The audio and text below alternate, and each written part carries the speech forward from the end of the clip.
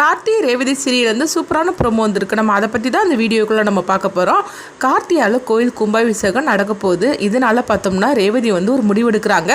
கார்த்தி கோயில் கும்பாபிஷேகம் முடிஞ்சதுமே அம்மா கிட்ட உண்மையை சொல்லிடுவார் அப்படின்னா கண்டிப்பாக அதாவது கார்த்தியை வீட்டை விட்டு துரத்துறதுக்கு நிறையவே வாய்ப்பு இருக்குது. இதனால் கார்த்தியை வீட்டை விட்டு போக விடாமல் தடுக்கிறதுக்கு நம்ம என்ன பண்ணலாம் அப்படின்னு சொல்லிட்டு ஒரு பிளானை போடுறாங்க.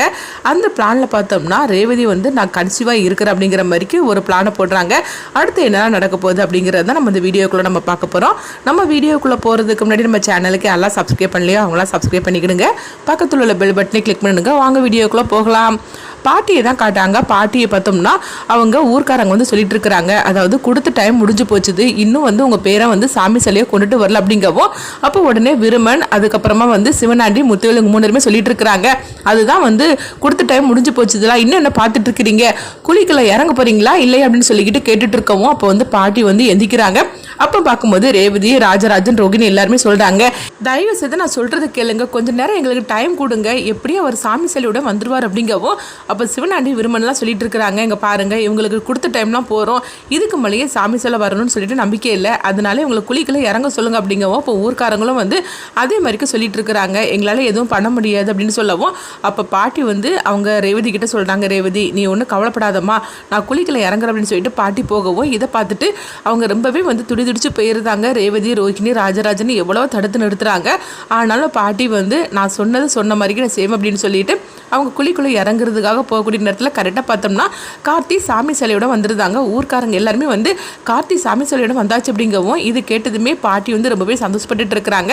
அடுத்ததாக பார்த்தோம்னா கார்த்தி சாமி சிலையை கொடுக்கவும் உடனே அவங்க பாட்டி சொல்கிறாங்க, நீ வந்துட்டியா ஐயா, எனக்கு தெரியும் ஐயா, நீ சாமி சிலையோட வந்துடுவேன்னு எனக்கு தெரியும் அப்படின்னு சொல்லிட்டு இருக்கும்போது அப்போ இதை கொஞ்சம் கூட எதிர்பார்க்காத சிவனாண்டி முத்துவேலும் விரும்பணும் அதிர்ச்சி அடைகிறாங்க. அப்போ முத்துவேல் சொல்லிட்டு இருக்கிறாங்க, என்ன மகனே, வழக்கம் போல கடைசி நேரத்தில் அந்த கார்த்தி காப்பாற்றிட்டா, அது எப்படி முடியும், அந்த குருமூர்த்தி தான் சாமி சிலையை வெளியூருக்கு கொடுத்துட்டாங்களா, அப்படி இருக்கும்போது எப்படி கிடைச்சிச்சுன்னு தெரியல அப்படின்னு சொல்லிட்டு இருக்கும்போது, அதுதானே சித்தப்பா எனக்கும் ஒன்றும் புரிய மாட்டேங்குது அப்படின்னு சிவனாண்டி சொல்லிட்டு இருக்கும்போது அப்போ ஊர்க்காரங்களும் எல்லாருமே கேட்டுட்டு இருக்கிறாங்க, எப்படி சாமி சிலை உங்களுக்கு கிடைச்சுன்னு சொல்லிட்டு இருக்கும் போதே அதை நான் சொல்கிறேன் அப்படின்னு சரணம் சொல்கிறாங்க. அப்போ குருமூர்த்தியை அவங்க அரெஸ்ட் பண்ணி கூட்டிகிட்டு வரவும் குருமூர்த்தியை பார்த்ததுமே இவங்க 3 பேருமே அதிர்ச்சி அடைகிறாங்க. அப்போ சரவணன் சொல்லிட்டு இருக்கிறாங்க, இது எல்லா பிரச்சனைக்கு காரணம் அந்த நிற்கிறானே இவன் தான், இவனுக்கு இதுதான் வேலையை அப்படின்னு சொல்லும்போது உடனே குருமூர்த்தி சொல்கிறாங்க, என்னை மன்னிச்சிருங்க, நான் தான் அந்த மாதிரிக்கு பண்ணிட்டு அப்படிங்கும்போது உன்னை யார்கிட்ட அப்படி பண்ண சொன்னாங்கன்னு அப்படின்னு சொல்லிட்டு சரவணன் கேட்டுட்டு இருக்கவும் உடனே சிவனாண்டியும் முத்துவேலும் அதிர்ச்சி அடைகிறாங்க, ஐயோ குருமூர்த்தி நம்மளை போட்டு கொடுத்துருவான்னு சொல்லிட்டு அவங்க அதிர்ச்சியோடு இருக்கும்போது உடனே குருமூர்த்தி சொல்கிறாங்க, என்னை யாருமே வற்புறுத்தலை, இது என்னுடைய தொழில், நான் தான் இந்த மாதிரிக்கு பண்ணினேன், என்னை மன்னிச்சிருங்க, பணத்துக்காக தான் இந்த மாதிரிலாம் நான் செஞ்சுட்டேன் அப்படின்னு சொல்லவும். இது கெட்டதுமே சரவணன் குருமூர்த்தி போட்டு அடிக்கிறாங்க, உன்னை நான் விட்டு வைக்க மாட்டேன், உன்னை என்ன பண்ணுற பாரு, நான் கேட்கும்போது நீ என்ன ரொம்ப நல்லவ மாதிரிக்கு பேசிகிட்டு இருந்த, ஆனால் இப்போ என்னென்னா இந்த மாதிரிலாம் நீ செஞ்சுட்டு இருக்கிறியா, வா உன்னை ஸ்டேஷனில் வச்சு நான் என்ன பண்ணுற பாரு அப்படின்னு சொல்லிட்டு குருமூர்த்தியை அவங்க அழைச்சிட்டு போகிறாங்க. அடுத்து பார்த்தோம்னா ஊர்க்காரங்க எல்லாருமே பரமேஸ்வரி பாட்டிகிட்ட அவங்க மன்னிப்பு கேட்குறாங்க, எங்களை மன்னிச்சிருங்கம்மா, ஏதோ இவங்களாம் சொல்கிறத பார்த்துட்டு நாங்களும் உங்கள் மேலே பழிய போட்டுட்டோம், எங்களை மன்னிச்சிருங்கம்மா அப்படின்னு சொல்லிட்டு இருக்கவும்.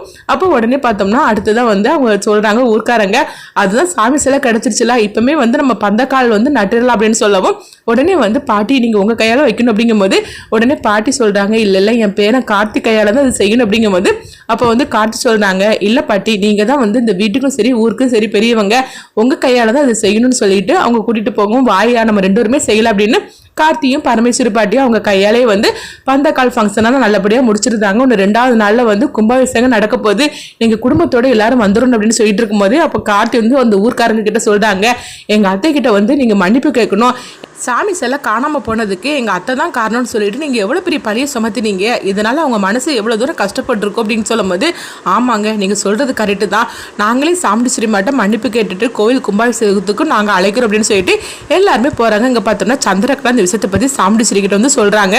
அப்போ ஊர்க்காரங்க எல்லாருமே சாமுண்டீஸ்வரியை பார்க்க வரவும் இப்போ சாமுண்டீஸ்வரி உங்களை பார்த்ததுமே கோவத்தோடு இருக்கும்போது உடனே சாமுண்டீஸ்வரியை சொல்கிறாங்க, அம்மா எங்களை மன்னிச்சிருங்கம்மா, அதாவது கேட்பார் பேச்செல்லாம் கேட்டு நாங்கள் இந்த மாதிரிக்கு ஒரு தப்பான முடிவு எடுத்துட்டோம், எங்களை மன்னிச்சிருங்கம்மா அப்படிங்கவும். யார் சொன்னாலும் சரி தான், ஆனால் உங்களுக்கு என்னை பற்றி நல்லாவே தெரியும்ல, அப்படி இருக்கும்போது இவ்வளோ பெரிய பழியை சுமத்தினீங்களே, அது மட்டும் இல்லாமல் ஊரை விட்டு வரை என்னை தள்ளி வச்சிங்களே அப்படின்னு சொல்லிட்டு இருக்கவும். அப்போ அவங்க எல்லாருமே அவங்க சாமுண்டீஸ்வரிக்கிட்ட மன்னிப்பு கேட்டுட்டு இருக்கிறாங்க, நீங்கள் சொல்கிறது எல்லாமே உண்மைதாம்மா, நாங்களும் இந்த மாதிரிக்கு பண்ணியிருக்கக்கூடாது, அவசரப்பட்டு கேப்பார் பேச்சை கேட்டு இந்த மாதிரி தப்பு பண்ணிட்டேங்களை மன்னிச்சிருங்கம்மா, கோயில் கும்பாபிஷேகத்துக்கு ஒன்று 2 நாள் தான் இருக்குது, அதுக்கு நீங்கள் கண்டிப்பாக வந்தாகணும் அப்படிங்கும்போது கண்டிப்பாக நான் வரமாட்டேன் அப்படின்னு சாமுண்டீஸ்வரி சொல்கிறாங்க. நீங்கள் வந்து அதாவது என் கணவரை நான் அனுப்பி விட்றேன், ஆனால் வந்து நான் கண்டிப்பாக வரப்போகிறது இல்லை, தயவு செய்து என்னை வற்புறுத்தாதீங்க. நீங்கள் இப்படி என் மேலே பழிய போட்டனால என் மனசு எவ்வளோ தூரம் கஷ்டப்பட்டுருக்கு தெரியுமா, அதுலேருந்து நான் மீண்டு வரலை, அதனால கோயில் கும்பாபிஷேகத்துக்கு நான் கண்டிப்பாக வரமாட்டேன். ஆனால் நான் என் கணவரை அனுப்பி வைப்பேன், நீங்கள் வந்து உங்கள் இஷ்டப்படி நீங்கள் என்ன பண்ணணுமோ அந்த பூஜையெல்லாம் பண்ணுங்கள். அதுக்கப்புறம் அந்த பரமேஸ்வரி அம்மா குடும்பத்துக்கும் எங்கள் குடும்பத்துக்கும் அதாவது எந்த தொடர்புமே இருக்காது. இந்த கோயில் கும்பாபிஷேகம் முடிகிற வரைக்கும் தான் இந்த மாதிரிக்கு வந்து நாங்கள் பேச்சுவார்த்தையெல்லாம் வந்து அவங்ககிட்ட பேசிகிட்டு இருப்பாங்க என் குடும்பத்தில் உள்ளவங்க. அதுக்கு பிறகு அவங்க குடும்பத்துக்கு எங்கள் குடும்பத்துக்கும் வந்து எதுவுமே வந்து ஒட்டும் இருக்காது, உறவும் இருக்காது அப்படின்னு சொல்லிட்டு இருக்கவும், இது கெட்டதுமே ஊர்க்காரங்களை வந்து நீங்கள் கிளம்பலாம் அப்படின்னு சொல்லவும் அவங்களும் சரின்னு சொல்லிட்டு கிளம்புறாங்க. அப்போ அவங்க போனதுக்கப்புறமா ராஜராஜன், ரேவதி, கார்த்தி இவங்க 3 பேருமே சொல்லிட்டு இருக்கிறாங்க, இங்கே பாருங்க ஏதோ ஒன்று தப்பு நடந்து போச்சுது, அதுக்காக நீங்கள் கோவில் கும்பாபிஷேகத்துக்கு வரமாட்டேன்னு சொல்லாதீங்க அப்படிங்கும்போது, இல்லை மாப்பிள்ளை என்னை மன்னிச்சிருங்க, என் மனசு ரொம்பவே கஷ்டப்பட்டுருச்சுது, அதனால் கண்டிப்பாக நான் வரமாட்டேன், என்னை யாரும் வற்புறுத்தாதீங்க அப்படிங்கவும். இப்போ ரேவதி சொல்கிறாங்க, அம்மா அதுக்கு தான் அவங்க மன்னிப்பு கேட்டுட்டாங்களா, அப்புறமா எதுக்காக நீங்கள் பிடிவாதமாக இருக்கிறீங்க அப்படிங்கும்போது, இல்லை ரேவதி நடந்ததெல்லாம் நீ பார்த்துக்கிட்டு தானே இருந்த, அதனால நான் வரமாட்டேன் ரேவதி அப்படின்னு சொல்லிட்டு தயவு செய்து என்னை வற்புறுத்தாதீங்க அப்படின்னு சாமுண்டீஸ்வரி போகவும், அடுத்ததாக பார்த்தோம்னா ரேவதி தான் காட்டுறாங்க. ரேவதி வந்து அவங்க ரூமுக்குள்ள உட்காந்து சோகத்தோடு இருந்துட்டு இருக்கும்போது அப்போ உடனே வந்து அங்கே மயில் வாகனம் வராங்க. என்ன ரேவதி என்னாச்சு அப்படின்னு சொல்லி கேட்டுட்டு இருக்கும்போது, இல்லம்மா கோயில் கும்பாபிஷேகம் முடிஞ்சதுமே அவர் வந்து அம்மா கிட்ட உண்மையை சொல்லிடுவாரு, அதுக்கப்புறம் என்ன நடக்க போது தெரியல, அதை நினைச்சதான் எனக்கு ரொம்பவே கவலையா இருக்கு அப்படின்னு சொல்லிட்டு இருக்கும்போதே அப்போ மயில் வாகனம் சொல்றாங்க, நீ சொல்றது கரெக்டு தான் ரேவதி, நம்மளும் கார்த்திகிட்ட சொல்லியாச்சு, ஆனா அவன் கேட்க மாட்டேன்னு சொல்லிட்டு இருக்காரு, அதுதான் என்ன பண்றதுக்கு தெரியலன்னு சொல்லிட்டு இருக்கும்போதே அடுத்ததா பார்த்தோம்னா வந்து இங்க ரேவதியை தான் காட்டுறாங்க. அப்போ ரேவதி வந்து அவங்க சாமுண்டீஸ்வரிட்ட சொல்லிட்டு இருக்கிறாங்க, அம்மா எனக்கு குழந்தை பிறந்தா நீங்கள் என்ன பேருமா வைப்பீங்க அப்படின்னு சொல்லி கேட்டுட்டு இருக்கவும் உடனே சாமுண்டீஸ்வரி கேட்க ஆரம்பிச்சிருந்தாங்க. என்ன ரேவதி திடீர்னு இப்படி கேட்டுட்டு இருக்கிற அப்படிங்கும்போது, நான் கேட்ட கேள்விக்கு நீங்கள் பதில் சொல்லுங்கம்மா அப்படிங்கவும், அப்போ ஆம்பளை குழந்தை பிறந்தா இந்த மாதிரிக்கு பேர் வைப்பேன், பொம்பளை குழந்தை பிறந்தா இந்த மாதிரிக்கு பேர் வைப்பேன் அப்படின்னு சாமுண்டீஸ்வரி சொல்லவும், அப்போ கார்த்தி வந்து இதை பார்த்துட்டு இருக்கிறாங்க. அடுத்ததை பார்த்தோம்னா சாமுண்டீஸ்வரி வந்து கேட்டுட்டு இருக்கிறாங்க, ஏம்மா ஏதாவது விசேஷமானு சொல்லி கேட்கும்போது, அதெல்லாம் ஒன்றும் இல்லைம்மா அப்படின்னு சொல்லிட்டு ரேவதி போகவும், அப்போ சாமுண்டீஸ்வரி வந்து நினைக்கிறாங்க, எதுக்காக திடீர்னு ரேவதி இந்த மாதிரிக்கு கேட்டான்னு தெரியல அப்படின்னு சொல்லிட்டு இருக்கும்போது, அப்போ சந்திரகலாவுக்கும் டவுட் வருது, எதனால ரேவதி இந்த மாதிரி சொல்லிட்டு நான் இருந்தா தெரியலையே அப்படின்னு சொல்லிட்டு இருக்கவும், அடுத்ததாக பார்த்தோம்னா வந்து அவங்க ரேவதி வராங்க. அப்போ கார்த்தி வந்து ரூமுக்கு வரவும் உடனே கார்த்தி கேட்டுட்டு இருக்கிறாங்க, எதுக்காக ரேவதி இந்த மாதிரிக்கு அத்தைக்கிட்ட வந்து கேள்வி கேட்ட அப்படிங்கும்போது, இல்லை இன்னும் கோயில் கும்பாபிஷேகத்துக்கு இன்னும் 2 நாள் தான் இருக்குது, அதுக்கப்புறம் நீ வந்து உன்னை பற்றின உண்மையை அம்மா கிட்ட சொல்லிடுவேன் இருக்கிற, நான் உன்ட்டு எவ்வளவோ எடுத்து சொன்னாலும் நீ கேட்குற மாதிரிக்கு இல்லை, அதுக்கப்புறம் பார்த்தோம்னா அம்மா வந்து கண்டிப்பாக உன்னை வீட்டை விட்டு அனுப்புவதுக்கு நிறையவே வாய்ப்பு இருக்குது அப்படிங்கவும் உடனே கார்த்தி சொல்கிறாங்க, இங்கே பாரு அத்தை என்ன முடிவு எடுத்தாலும் சரிதான், அதுக்கு நான் சம்மதிப்பேன் அப்படிங்கவும், அது மட்டும் இல்லாமல் ஏற்கனவே வந்து நவீன இந்த மாதிரிக்கு போய் சொல்லியிருக்கான்ட்டு அத்தை வீட்டை விட்டே போக சொல்லியிருக்கிறாங்க, அதனால என்னையும் வந்து அந்த மாதிரி தான் போக சொல்லுவாங்க அப்படின்னு கார்த்தி சொல்லவும், அப்போ ரேவதி சொல்கிறாங்க, அங்கே பாரு கார்த்தி, நவீனோட கதை வேற உன்னுடைய கதை வேற, ஆனால் அதுக்காக வந்து நீ வந்து இப்படிலாம் நீ பேசிகிட்டு இருக்காத, அம்மா அப்படி ஒன்று வீட்டை விட்டு போக சொல்லும் போது கண்டிப்பாக வந்து நான் உன் பின்னாடியே வந்துடும் அப்படின்னு சொல்லும் போது, இங்கே பாரு அதை அப்புறம் பார்த்துக்கலாம், எதுக்காக இந்த மாதிரிலாம் நினச்சிட்டு இருக்க அப்படிங்கவும், உடனே பார்த்தோம்னா ரேவதி கார்த்தி அவங்க கட்டி பிடிச்சிருவங்க கண்கலங்கவும், கார்த்தி வந்து அழாத ரேவதி அப்படின்னு சொல்லிட்டு இருக்கிறாங்க. அடுத்துதான் 2 பேருமே படுக்க வந்துருந்தாங்க. அப்போ ரேவதி வந்து நினைச்சிட்டு இருக்கிறாங்க, நம்ம வந்து கண்டிப்பா வந்து கார்த்தி இப்படி உண்மையை சொல்ல வரும்போது கண்டிப்பா தடுத்துடணும், அது மட்டும் இல்லாம நம்ம ஏதாவது ஒரு சூழ்ச்சி பண்ணி நம்ம இதை வந்து நிறுத்தணும், என்ன பண்ணலாம் அப்படின்னு சொல்லிட்டு இருக்கும்போது அப்போ உடனே வந்து ரேவதி ஒரு பிளானை போடுறாங்க, நம்ம கர்ப்பமானோன்னு சொன்னோம்னா கண்டிப்பா அம்மா வந்து அதாவது கார்த்தியை வீட்டை விட்டு போக சொல்ல மாட்டாங்க, இல்லைன்னா நம்ம கார்த்திகிட்ட இந்த விஷயத்தை வச்சு எப்படியாவது போக விடாம நம்ம தடுத்துடணும், கார்த்திகிட்ட உண்மை சொல்ல வேண்டான்னு சொன்னால் எவ்வளோ சொன்னாலும் சரி தான், கார்த்தி எடுத்த முடிவில் வந்து பின்வாங்க மாட்டார், ஆனால் நம்ம கன்சீவாக இருக்கிறோன்னு சொல்லிக்கிட்டு நம்ம அதுக்கு முன்னாடியே ஒரு பிளானை போட்டுட்டோம்னா கண்டிப்பாக வந்து இந்த பிரச்சனையில் கார்த்தி சொல்லாமல் விட்டுருவார், அது மட்டும் இல்லாமல் அம்மாவும் இந்த சந்தோஷத்தில் அம்மாவை எதை பற்றியும் அவங்க கேட்க போகிறதும் கிடையாது, அது மட்டும் இல்லாமல் அவங்க வேற மாதிரிக்கு வந்து நினைக்க ஆரம்பிச்சிருவாங்க, ஆக மொத்தத்தில் இப்போதைக்கு இந்த பிரச்சனையை வந்து சொல்ல விடாமல் நம்ம தடுக்கணும்னா இதுதான் சரியான முடிவு அப்படின்னு ரேவதி வந்து நினைக்கிறாங்க.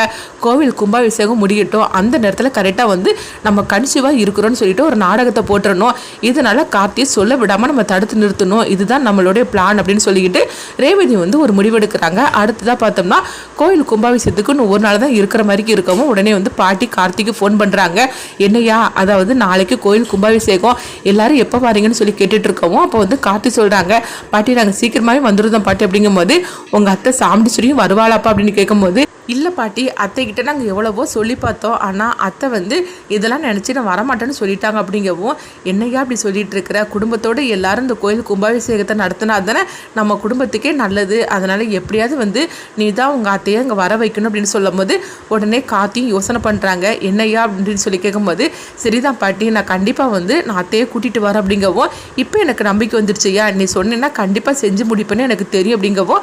அடுத்தது அங்கே பார்த்தோம்னா சந்திரகலாவை தான் காட்டுறாங்க. சந்திரகலா வந்து அவங்க நினைக்கிறாங்க கோயில் கும்பாபிஷேகத்தில் கண்டிப்பாக வந்து ஏதோ ஒன்று நடக்க போகுதுன்னு மட்டும் தெரியுது, ஆனால் என்னென்னு தான் தெரிய மாட்டேங்க அப்படிங்கவும். அப்போ சந்திரகலா சிவனாண்டிக்கும் முத்துவேலுக்கும் ஃபோன் பண்ணுறாங்க. நம்ம எப்படியாவது கோயில் கும்பாபிஷேகத்தை நடக்க விடாமல் தடுக்கணும்னு சொல்லிட்டு என்னென்னமோ பிளானை போட்டோம். கடைசியில் சாமி சிலையை கூட தூக்கணும். ஆனாலும் கடைசி நேரத்தில் அந்த கார்த்தி வந்து இந்த மாதிரிக்கு கொண்டுட்டு வருவான்னு சொல்லி எதிர்பார்க்கவே இல்லை. எப்படியோ இந்த கோயில் கும்பாபிஷேகத்தில் ஒரு பிரச்சனை இருக்குது அப்படிங்கும்போது என்ன சொல்லிட்டு இருக்கிற அப்படிங்கிறாங்க. அடுத்ததான் என்னெல்லாம் நடக்க போகுதுன்னு சொல்லி நம்மளும் வெயிட் பண்ணி